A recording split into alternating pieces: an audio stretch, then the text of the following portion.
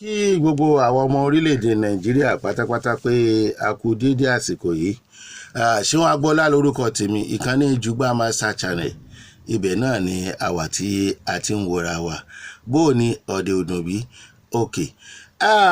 Mo rí ìròyìn tó káàkiri lórí ọ̀rọ̀ Haúsá kan fún bóyá Fúlàní ọmọ Katsina. Obìnrin mínísítà kan tó Anatu Musawa ọmọ Katsina ni mínísítà ni tó kìlọ̀ fún ààrẹ Excellency Aṣíwájú Bọ́lá Ahmed Tinubu lórí ọ̀rọ̀ Shettima pé yíyọ Shettima gẹ́gẹ́ bí igbákejì ó léwu díẹ̀ o.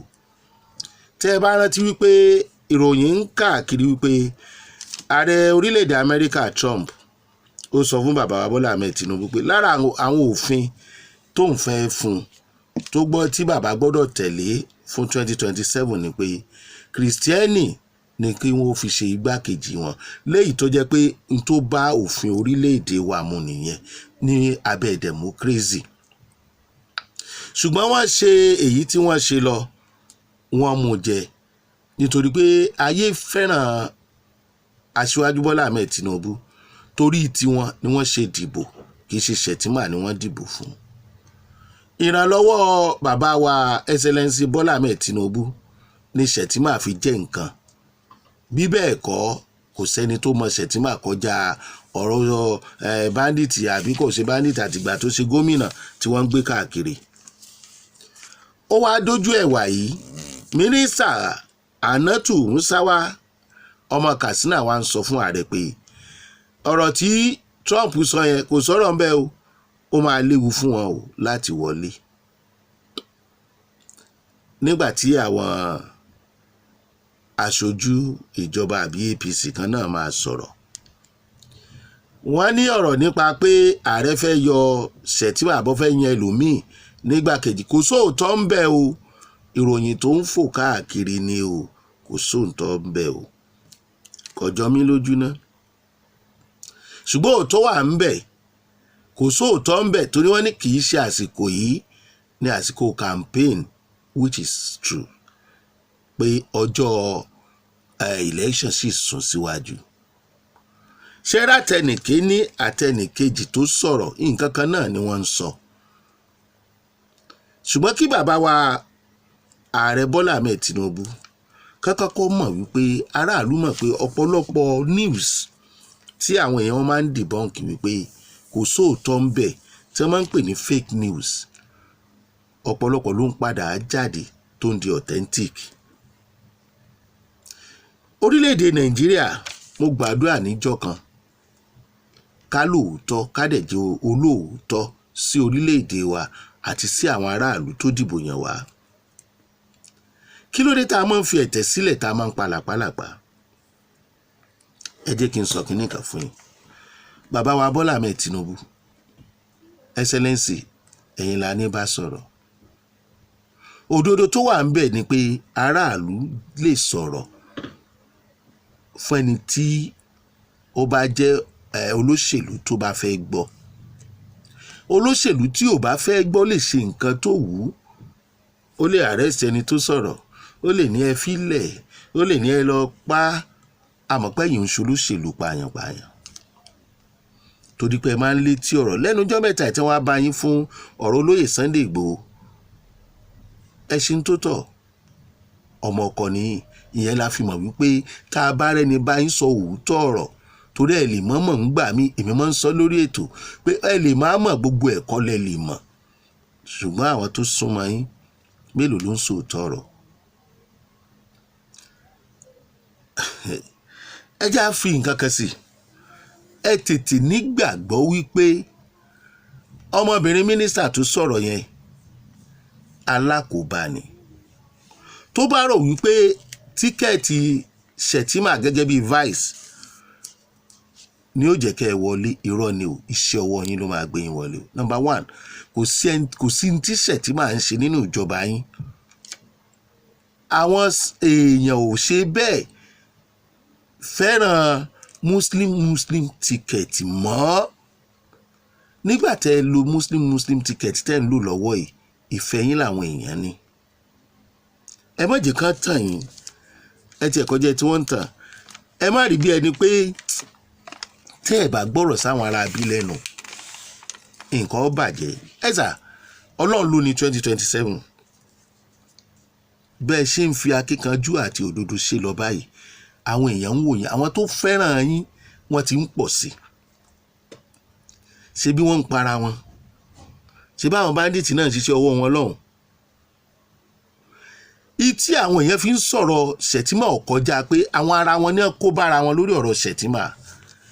Tí ò bá sí ọ̀rọ̀ bandit tó jẹ́ pé tí wọ́n bá fẹ́ pààyàn tàbí fọ́ nǹkan mọ́ èèyàn lórí tí wọ́n tó ṣe fídíò ẹ̀, aláàbà ò ní wọn pariwo, kò sẹ́ni tó máa ronú muslim ticket. Tí àwọn ará bí ò bá máyé nira fáwọn èèyàn, kán múlé ayé ṣòro ó gbé, orílẹ̀-èdè yìí ṣòro ó gbé fáwọn èèyàn, tí wọ́n dẹ̀ ń sọ̀rọ̀ sharia àti jihadi, àwọn èèyàn ní ronú lọ ọ̀dọ̀ Shettima o. Torí pé àwọn kìrìsìtẹ́nì náà tí wọ́n ń gbé ní ìlú yìí, wọ́n á máa wò ó pé tí àwọn bá ní aṣojú gẹ́gẹ́ bí igbákejì, ó lè ṣe é ṣe kó má lè tó báyìí. Torí pé aṣojú yín, igbákejì yín yẹn yóò máa bá yín sọ òótọ́ ọ̀rọ̀, yìí tó bá rí nípa tó ń lọ ló máa sọ, kì í ṣe nǹkan tẹ́ ẹ bá fẹ́ gbọ́ tó dùn ló máa sọ fún yín. Ewu tó wà níbi kẹ́ ẹ tún lo mùsùlùmí mìíràn kọ́ mọ̀ jẹ́ Shettima gan. Torí pé ìgbàgbọ́ àwọn èèyàn ni wípé tí kìrìsìtẹ́nì bá wà ńbẹ̀ yóò ti sọ fún yín wípé nǹkan tí wọ́n ń ṣe ọ̀nà tá a lè gbà yọ ẹ̀yin méjèèjì, torí ẹ̀ kì í ṣe fanatics. Torí ńgbà tẹ́ ń ṣe gómìnà ìpínlẹ̀ Èkó wa, a mọ àwọn ìgbésẹ̀ tẹ́ gbé pẹ̀lú àwọn ẹ̀yà míì láti fún wọn níṣẹ́. Ẹ̀ẹ́dẹ̀wò tẹ̀sìn kìrìsìtẹ́nì ló fẹ́ pọ̀ jù nínú ìjọba yín. Gbogbo yẹn ń bí wọn nínú pé wọn ò mọ̀ bóyá mùsùlùmí ni yín, bóyá kìrìsìtẹ́nì ni yín, ṣùgbọ́n ààrẹ Ahmed lè ń jẹ́. Ṣé ẹ ti rí ìdí tẹ́ ẹ fi gbọ́dọ̀ gbọ́rọ̀, tẹ́ ẹ jẹ́ gbọ́dọ̀ fi lo mùsùlùmí? Torí òótọ́ ọ̀rọ̀ bí ìsọkúsọ ni. Gbogbo àgbáyé ló ti mọ̀ wípé allegedly àwọn pípù yìí fẹ́ sọ orílẹ̀-èdè Nàìjíríà di orílẹ̀-èdè ẹlẹ́sìn mùsùlùmí, wọn àdẹ̀ fìbò. Under influence Islam. Àwọn ò sọ pé gbogbo ẹlẹ́sìn Islam, gbogbo ẹ̀yin alájà ẹ̀yin àfà, ẹ̀yin ẹlẹ́sìn mùsùlùmí rere, akínyìn o, à ń bá yín gbé, ọmọ ìyá wa ni yín, àjọ wà ní. Àgàgà yín tẹ́ ẹ jẹ́ Southerners, ẹ jẹ́ ọmọ Yorùbá. Dó àwọn alákatakítí kan wà láàrin yín o, ọba kan wà nípínlẹ̀ Ọ̀ṣun bẹ̀rùn àti oníkan náà lẹ́gbẹ̀ẹ́ báyìí, tó yẹ pé ìgbà tó kọ́kọ́ máa ń ṣètò bí àwọn ọmọ kéékèèké ó ṣe kọ́ọ̀bọ̀n yínyìn ló ń bá ká, láìpẹ́ ló lọ gbé flag Palestine. Shettima náà dẹ̀ ń sọ fún wọn vice ní bóyá Europe àbí nǹkan wípé kí wọ́n gba, bóyá àwọn Israel ló ń sọ fún pé kán fi Palestine lé àbí nǹkan tí ò kàn wá. Allegedly ni o, ni ò sí mẹ́ ìròyìn ló gbé o. Báwo ni àwọn pípù yìí ṣe ń ronú pé muslim ticket yẹn tí bàbá wa bá yọ Shettima kò ní í ṣiṣẹ́ London democracy? Ṣó yẹ kó rí bẹ́ẹ̀ ni? Ṣó mọ́pọlọ dání ni? Ṣé ẹ máa ronú tiwọn àti tiwa ni mo ṣe máa ń béèrè pé ṣáàjọra. Èyí táwa náà ń fà ló pọ̀. A kàn dúpẹ́ lọ́wọ́ Ọlọ́run pé Aṣíwájú Bọ́lá Ahmed Tinubu Excellency, Ọlọ́run fún wọn ní ìmínú strength láti dojúkọ ogun táwọn ará bí ń gbé bọ̀. Torí tí wọn ò bá ní ìfọwọ́sowọ́pọ̀ pẹ̀lú àwọn Israelis intelligent àti US ní ìta àsọ ìkọlà bá máa sọ, àwọn ará bí ó ti kó gbogbo wa lẹ́rú tán. Torí bó ṣe wọ́n náà máa ṣe. Ṣé ẹ ìmájì kó jẹ́ Buhari ló wà ń bẹ̀? Ẹ wá ìmájì iye ìlú tí ẹ ti máa gbà. Torí Buhari tó ní ẹ jẹ́ kán ṣe rúgà, ẹ fún wọn lẹ̀ ládùúgbò yín tí ẹ yé. Tó bá sì wà láyé àrà tí ò bá máa dá, kì í ṣe kékeré. Àfàìmọ̀ kó má jẹ́ pé gbogbo owó orílẹ̀-èdè wa ni ẹ ti fi rà bọ́n tán, tí ìbọn fi ka àwọn tó ń dá màálù. Abúlé tẹ́ ẹ bá ti dé ẹ dábẹ̀rú allegedly. Ṣé bí bẹ́ẹ̀ kọ́ mélòó nínú àwọn tó ń gèèyàn lápá gèèyàn lẹ́sẹ̀ ọkàn wọn máa ń balẹ̀ ni. ẹ̀pọ̀ ọlọ́pàá wọ́n tó prefer kẹ́ ẹ̀pọ̀ ọlọ́pàá tó ní ọmọ pé tí wọ́n bá ti lè gbọ́ pé wọ́n mú lágbájá o order from above ni láyé Buhari. ẹ wá ní muslim ticket ló tún kàn. ìyẹn ni wípé tí ẹ bá rí kìrìsìtẹ́nì láwọn apá abìkan tí kìrìsìtẹ́nì wà nílé Haúsá àfikán tó mú Shettima. ẹ má ṣeré kéré o bàbá, ẹ má ṣeré kéré o. àwọn ará bí ò fẹ́ ká yà wọn ò fẹ́ ká pín, wọ́n sì fẹ́ máa mú nǹkan jẹ lórí wa, wọ́n sì fẹ́ máa gbẹ̀mí àwa tá à ń ṣiṣẹ́ ọ̀hún. wọ́n fẹ́ kí gbogbo property tiwa kó di tiwọn. wọ́n ń gbàyàwó oníyàwó, wọ́n ń gbọmọ ọlọ́mọ. àwa tá à ń dìbò ẹ jẹ́ ká ṣe àkíyèsí kan. gbogbo àwọn tó bá gbé àpótí ìbò dórí local government chairman, mo ti sọ, tí muslim bá jẹ́ chairman, ẹni tó bá mú vice ẹ̀ ní muslim ẹ má dìbò fún. tí ò bá ní choice ẹ̀yin aráàlú ẹ sọ pé no kọ́ lọ mú kìrìsìtẹ́nì. ṣẹlẹ́yìn mùsùlùmí àwa mùsùlùmí tá à ń rò pé the best thing nìyẹn, kò ń ṣe the best thing fún wa o. bí bẹ́ẹ̀ kọ́ wàhálà tó ń ṣẹlẹ̀ lórílẹ̀‐èdè lọ́wọ́lọ́wọ́ ta ni ò kàn, pàápàá jùlọ ní ọ̀dọ̀ wa ń bí tí wọ́n bá tẹ̀ fi ń para wọn, tí wọ́n ń jó ààfin emir, tí wọ́n ń pa emir dànù. ẹ̀yin mùsùlùmí bí ẹ má rò ó pé àǹfààní ló jẹ́ fún yín o, kò sí àǹfààní kankan bẹ̀. ẹ jẹ́ ká pínrin ká láre, ọmọ Yorùbá ni wá, kẹ́sìn tó dé àti ní ìwà ọmọlúàbí, ẹ jẹ́ pínrin ká láre. tí kìrìsìtẹ́nì bá jẹ́ chairman tó mú kìrìsìtẹ́nì ní vice, ẹ má dìbò fún, kó lọ mú mùsùlùmí. tó bá jẹ́ number 3 wà kó jẹ́ lẹ́sìn ìbílẹ̀. àwọn nǹkan tí àlàáfíà lè fi jọba ní àti south ń bíbá yìí nìyẹn o. 1 2 muslim christian muslim. number 3 traditionalist.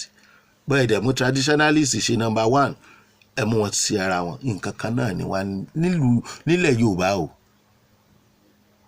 Ọlọ́run máa wà pẹ̀lú wa o.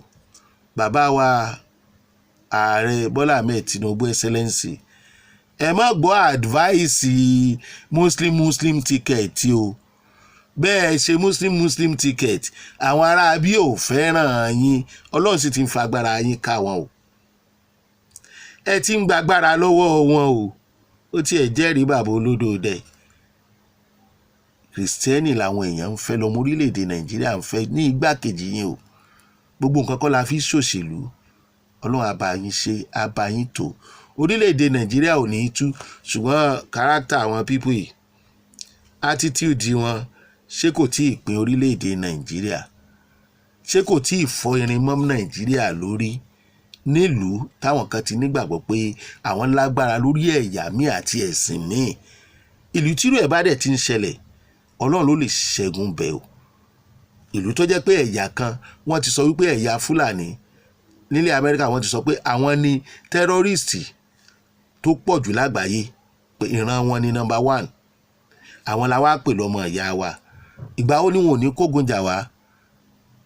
ẹ fi sábẹ́ comment section kí ló yẹ kíjọba ò ṣe. ìbéèrè ni o, wọ́n Nàìjíríà ìbéèrè ni o. Ọlọ́run á dúró tiwa. Ṣéun Agboola lórúkọ tèmi o. ẹ ní dààmú bẹ́ẹ̀ ṣe ń wò wá.